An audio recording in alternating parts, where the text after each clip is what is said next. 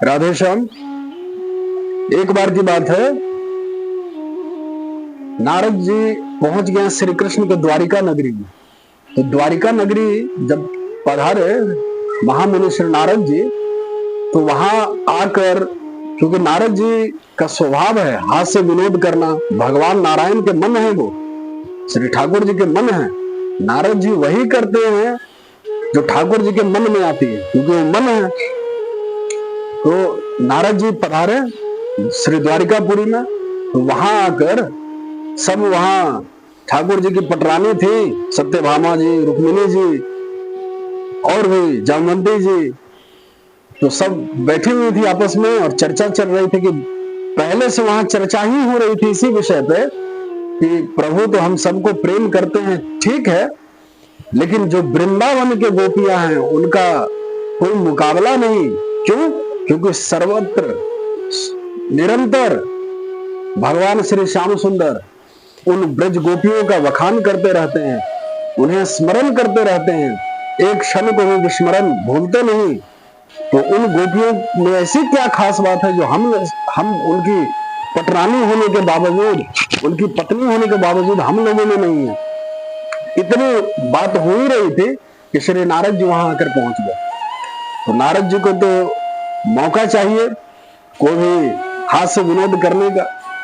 तो जैसे ही नारद जी को ये मौका मिला कि पटरानियों के मन में इस प्रकार का आ रहा है, तो उन्होंने इसे और बड़ा कर दिया कि आप लोग, देवी जी, माताओं, आप लोग बिल्कुल ठीक कह रही हैं। ऐसी क्या खास बात है उन ब्रज गोपियों में जो श्री कृष्ण हमेशा उनकी ही चर्चा करते हैं, प्रभु हमेशा उन्हीं में खोए रहते हैं। आप सब इतने पतिव्रता हैं, सदा उनकी सेवा में निमग्न लगे रहते हैं,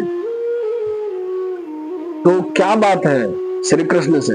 तो आज ऐसा करिए माताओं कि आज प्रभु को बुलाइए अपने पास, ठाकुर जी को, और उनसे पूछ ही लिया जाए मेरे समक्ष ही कि क्या खास बात है ऐसी जो हमेशा चर्चा करते हैं ब्रज गोपियों की। ऐसे क्या बात है उनमें, क्या दिव्यता इतनी है जो इन सब पटरानियों में नहीं दिख रही। सब तो महापुरुष ही हैं और उनके अंश हैं।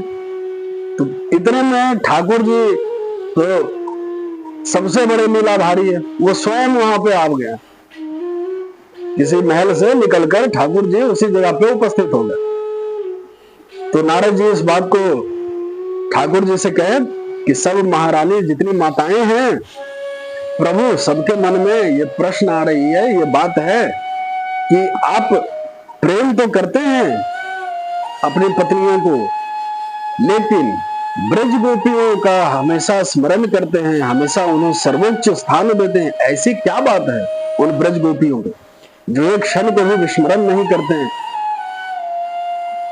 माता रुक्मिणी, माता जाम्बवती, माता सत्यभामा और भी जितनी माताएं हैं, सब इतना आपको सेवा करती हैं, निरंतर आप में लगी हुई हैं। इसके बावजूद आपकी पटरानी है, धर्म पत्नी होते हुए सदा आप उन गोपियों का स्मरण करते हैं। क्या बात है ऐसी।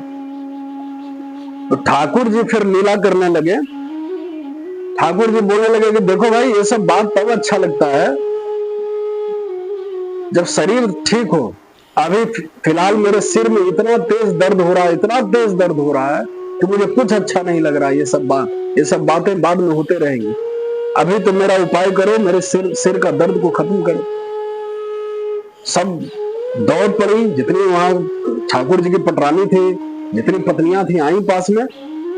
रुक्मिणी जी सब पूछने लगी क्या बात है प्रभु, कैसे ऐसे हो गया, अचानक आपका स्वास्थ्य खराब होने लगा। सब देखने लगी प्रभु को, और ठाकुर जी और बढ़ा दिए और कि अब तो इतना दर्द हो गया सिर में कि अब तो प्राण ही निकल जाए।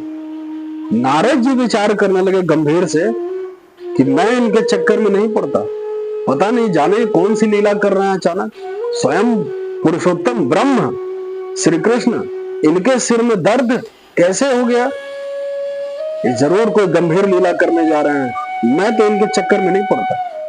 एक बार पहले भी श्री कृष्ण ठाकुर जी की वजह से, त्रेता से पहले नारद जी बंदर बन चुके हैं, वानर का मुख मिल गया, तो पहले ही नारद जी हड़क गए कि मैं तो इस विषय से दूर रहता हूं। जाने कौन सी लीला करें ठाकुर जी। तो श्री कृष्ण अपनी पटरानियों से और नारद जी से कहें कि ये दर्द तो तभी अब मेरा ठीक होगा जब कोई मेरा दिव्य भक्त, कोई बहुत बड़ा भक्त अपने चरणों की धूली मेरे सिर पे लगाए, अपने चरणों की धूली दे दे और मेरे सिर पे कोई लगा दे, मैं लगा लूं, तो ही मेरा ये सिर का दर्द ठीक हो सकेगा। नारद जी सोचने लगे मन में कि ऐसा भक्त कौन है जो अपने चरणों की धूली दे दे, भगवान का परम भक्त ऐसा कह रहा। तो नारद जी सोचे कि ऐसा भक्त तो मैं भी हूं, लेकिन मैं इनके झमेलों में, इनके चक्कर में नहीं पड़ता। क्या लीला है नहीं है मुझे समझ ही नहीं आ रहा, मैं इनके चक्कर में नहीं पड़ूंगा इस बार। तो नारद जी ने ठाकुर जी से ही कहा कि प्रभु ऐसा करिए कि आप ही बता दीजिए वो भक्त कहाँ रहता है, कौन भक्त है। तो ठाकुर जी बोले कि नारद जी, ब्रज है एक जगह इसी पृथ्वी पे, ब्रज है, आप जानते ही हैं। बोला हाँ हाँ ब्रज जान रहा। तो ब्रज की ओर जाइए, वहां भी शायद कोई भक्त मिले। तो ठाकुर जी की बात सुनकर नारद जी मन में विचार किए, लेकिन फिर माताओं के पास गए, श्री ठाकुर जी की पटरानियों के पास। बोले कि प्रभु ऐसा ऐसा बोल रहा है कि उनका कोई भक्त हो, कोई धर्म परायण ऐसा हो कि इतनी सेवा करने वाली हो ठाकुर जी की कि अपने चरणों की धूली उन्हें कोई दे दे। तो माताओं, आपके तो पति भी हैं, आप लोग भक्त भी हैं, महापुरुष भी हैं, तो ऐसा करिए कि आप अपने ही चरणों की धूली दे दीजिए, श्री कृष्ण सिर पे लगाएंगे, ठीक हो जाएंगे। तो सब जितनी पटरानियां थी सब नारद जी पे गुस्सा हो गए कि हम उनकी धर्म पत्नी हैं, पटरानी हैं, पति का धूल हम अपने चरण पे लगाती हैं कि हम अपना धूल पति को देंगे। अरे कितना भी भक्त हैं तो मेरे पति हैं, स्वामी हैं, और ऊपर से महालक्ष्मी हम लोग हैं, महालक्ष्मी हैं, रुक्मिणी महालक्ष्मी हैं, पार्वती जामवती हैं। तो ये सब जो दिव्य विभूतियां, दिव्य महापुरुष हैं, अंश हैं भगवान के, तो अपना चरणों का धूली कैसे दें वो भी अपने पति को? ये तो धर्म विरुद्ध है। और लंबे समय तक इतिहास में इस बात का जिक्र रहेगा कि ऐसे श्री कृष्ण की पत्नियां हुई कि अपना ही चरणों की धूली अपने पति को सिर पे लगाए। तो उन्होंने इनकार कर दिया, सब पत्नियों ने मना कर दिया कि हम ऐसा नहीं कर सकते, अपने चरण धूली कैसे दें प्रभु को।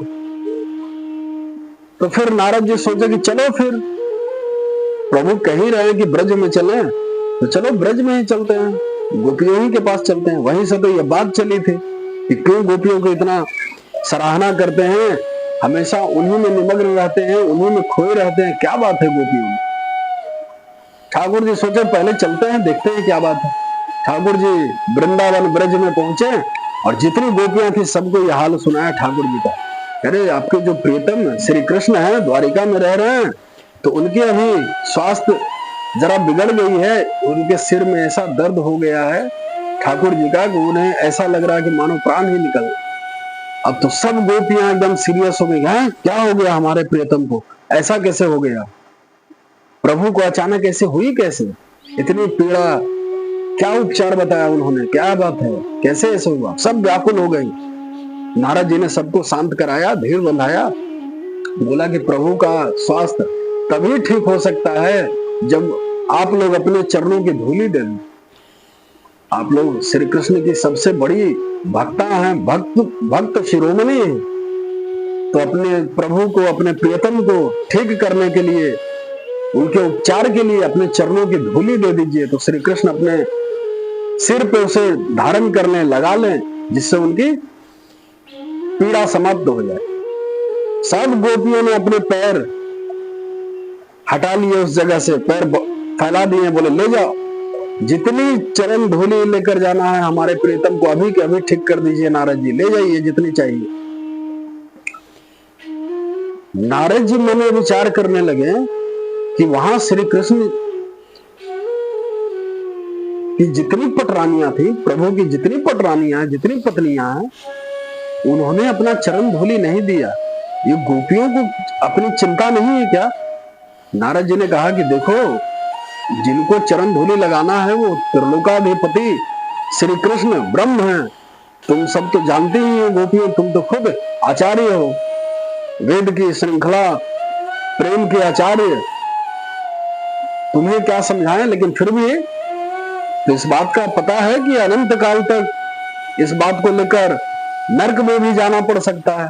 श्री कृष्ण को अपने चरणों के धूलि कोई दे लगाने के लिए तो अनंत काल तक नरक जाएगा। सब गोपियों ने एक स्वर में कहा कि अरे नारद जी, ये सब बात आप छोड़िए, कौन नरक की बात है, कौन नरक नहीं गया। अनंत बार अनंत जीव अनंत जन्मों में अनंत बार नरक जा चुके, अनंत बार स्वर्ग जा चुके हैं, श्री कृष्ण के लिए एक बार फिर चले जाएंगे, इसमें कौन सी बड़ी बात है।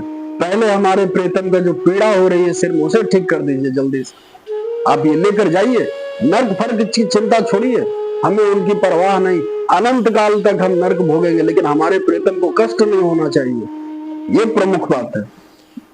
नारद जी मन में विचार के कि ऐसी आचार्य, ऐसा प्रेम, ऐसी सेवा करने वाली श्री कृष्ण की गोपियां हैं, इसलिए निरंतर श्री कृष्ण निमग्न रहते हैं उनमें। नारद जी सोचे कि पहले मैं ही गोपियों का चरण धूलि अपने सिर पे लगा लूं, बाद में श्री कृष्ण को लगाएंगे। तो नारद जी ने पहले अपने ही लगा ली, फिर ठाकुर जी को लेकर गए। ठाकुर जी ने कहा कि अब पता चला आप लोगों को कौन है ब्रज गोपियां। तो नारद जी ने नारद भक्ति सूत्र ग्रंथ के अंदर एक सूत्र बना दिया है, उस ग्रंथ का नाम है नारद भक्ति सूत्र। उसमें ग्रंथ एक लिख दिया है, सूत्र एक बनाया, यथा ब्रज गोपिका नाम। जो ब्रज गोपियों का जो प्रेम है वो अंतिम रस है, अंतिम प्रेम है, उससे अधिक प्रेम प्रभु से आज तक किसी ने नहीं किया। वो अंतिम सुप्रीम कक्षा में खड़ी है वो ब्रज गोपियां, उसे महाभाव भक्ति कहते हैं। इसी महाभाव भक्ति का प्रत्येक जीव को लक्ष्य साधना चाहिए और प्रभु के शरण में जाकर महाभाव भक्ति की प्रार्थना करनी चाहिए। राधे श्याम।